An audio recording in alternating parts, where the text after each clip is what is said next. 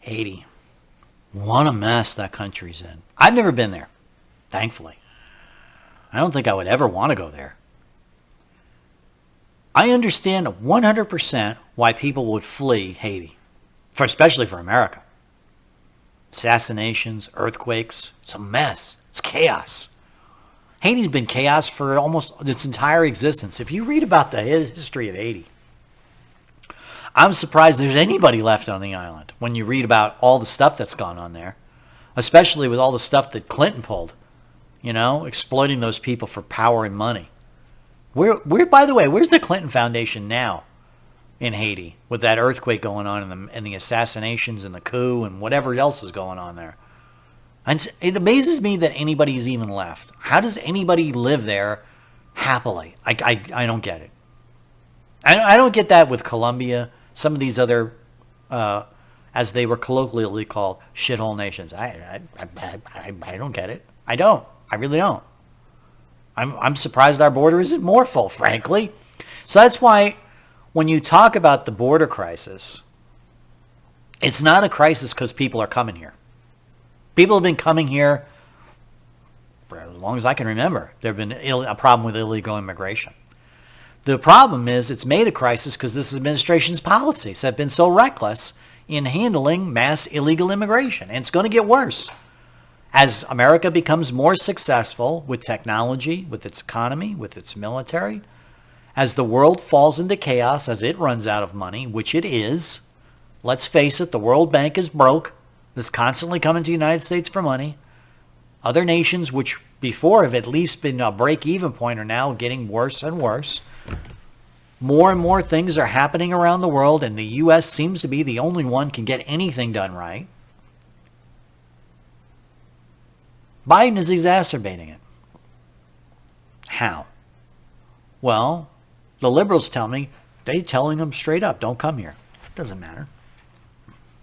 If you have a bridge across the Rio Grande, the Del Rio Bridge, El Rio Bridge, whatever, you know what I'm talking about.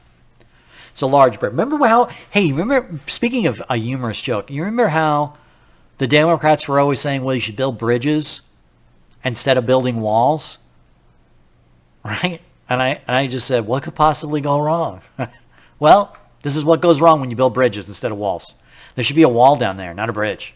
They actually put, because things are so out of control down there, they took National Guard and Border Patrol vehicles and lined them up nose to nose so they could make a temporary barrier from the crowds down there. It's that bad. It's that bad. So the Biden administration has been saying, don't come here, don't come here. But then increased the amount of people that could come here under the refugee status, which basically is you come up to the border like Jar Jar Binks and you go, I give up, I'm a refugee, and that's it. All you got to use that word, refugee, and especially if you bring a kid, right? Because the kid automatically is brought in because he's a minor. And then they separate them because they don't know if they're human traffickers. And you go, I give up, right? They know that works. And then they have a hearing. And the jagoff judge says, okay, well, we can't possibly get to you in like less than 3 months. So you just go and we'll call you. We'll give you a jingle. Okay, this is their policy. I swear to God. We'll send you a mail, I don't know, maybe a couple months. And then when you get that mail, you show up to court, and then we'll decide if you can stay or not. Well, guess what? People don't show up, right? Not only that, Biden is facilitating the trip by the illegal immigrant into the interior of the nation. There's a bunch of illegal immigrants from Central and South America, literally. They're putting them up in hotels, one of which is not far from my own family. And they told me, what are all these barriers and all these people doing?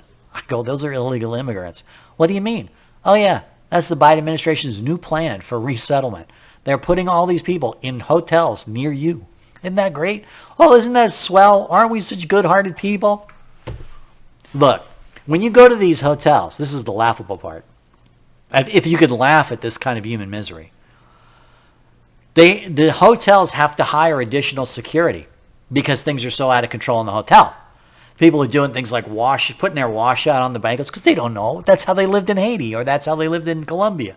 They put their washout on the balconies, and there's all kinds of like petty crimes, and then they wander out into the streets. Have you ever been to like Little Mexico inside a city?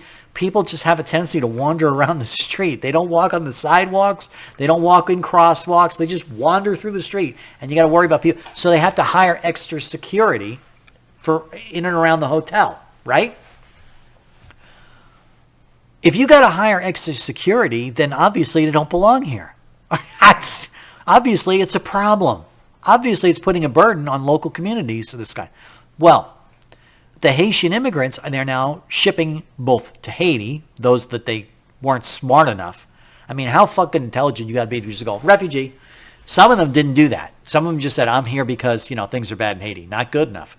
They tell them that they're going to go on a flight to a city here in the United States, and when they open the doors of the plane, get this, it's in Haiti. And they fucking send it back to Haiti, all right? It's like, oh my God. And it's a chaos in the Haiti airport, too. So not only is it on our border, it's in fucking Port-au-Prince or wherever they're shipping them to.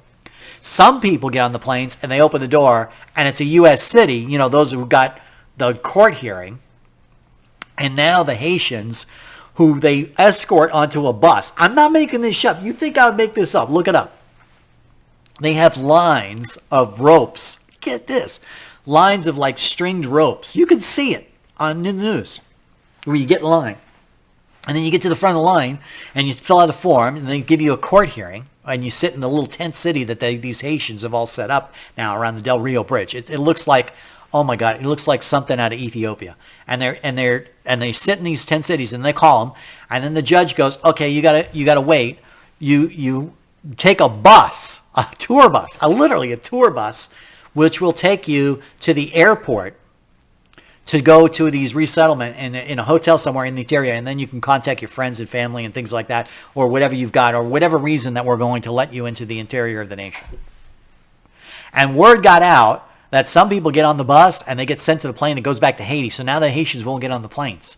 And they're running into the interior of the country. They jump out of the bus and they fucking panic and they all run different directions. They've all talked to each other the bus. Everybody run a different direction because there's only 2 guys on the bus. That's what a mess this Biden administration is making of the border. That's how fucked up things are.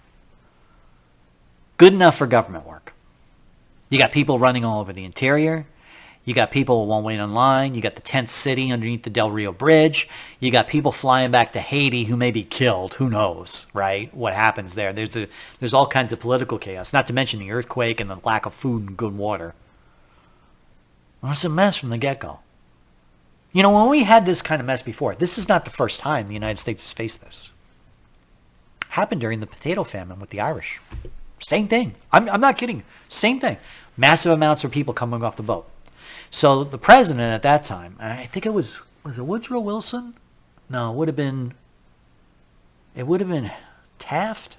Established. I should have looked it up. You just look it up. When was Ellis Island established? They established Ellis Island, and they said we're going to maintain this temporary facility where these people will be processed and they will be given housing, food, and shelter until we determine what to do. If you had a job, if you had a means of support, you were allowed to enter the country. If you didn't, if you were diseased, you sat inside Ellis Island in a holding area where doctors would treat you, and then they would decide, do you have a job? Do you have a means of support? Do you have any family here that can support you? Because we didn't have the goodwill safety net that we have now.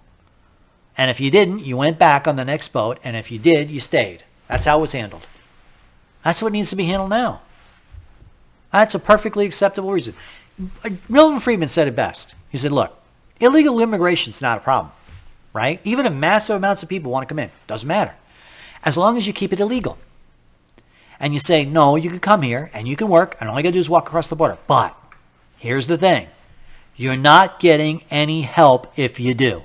No food stamps, no education for your kids, no welfare, nada, nothing. So do you have anybody that can help you get by? Do you have a job waiting for you? Do you have a family member that you can stay with until you find a job and housing and food and that kind of thing? And if you don't, you go back. If you do, and they say, well, I got Bob will speak for me. I can stay at his house until I get a job waiting tables, which then I can get an apartment.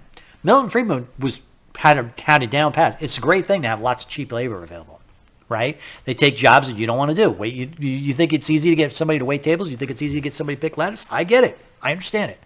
But you got to make it illegal. You can't make them a burden on society. You make them a productive, and your society is more productive. Look at the boom in America that happened after the Irish immigration. And eventually those people become established in society. The Irish did it by becoming members of the establishment, cops, priests, etc., politicians. And that would happen with the Haitians too, or the Colombians, or any other Latin American country. But what happens is they don't do that. They get them here and they give them all kinds of aid and handouts. And so they end up perpetually in poverty. I like Milton's best. Milton's ideas are always the best. Capitalist solution. You can come here, but your kids don't become citizens, right? You don't get food. You don't get clothing. You don't get medical care. You don't get anything unless you pay for it. And you pay for it by what? Getting a job. You'll also find prices come down then, because what happens is that's the prevailing wage. Just like it did. Yeah, and it's tough making it. And it's tough when you're poor. And you grow up poor if you're an immigrant into this country and you got to make your own way. Lots of people did it before them. Lots of people did it before the Haitians. Lots of people did it before the Central Americans or the Cubans did it. And yes, it brings some element of criminality and it brings an element of disease, but the society can absorb it if it's not a burden. We got to move on. I get why they're coming. It's because Biden's policies. Let's put them on a bus. Let's give them a hotel room. Let's give them food, clothing, shelter. Why wouldn't you come? Like I said when we started this, why wouldn't you come? You'd be a fool not to. I got one last thing to talk about. Supply chain disruptions are coming and are here. We'll be right back.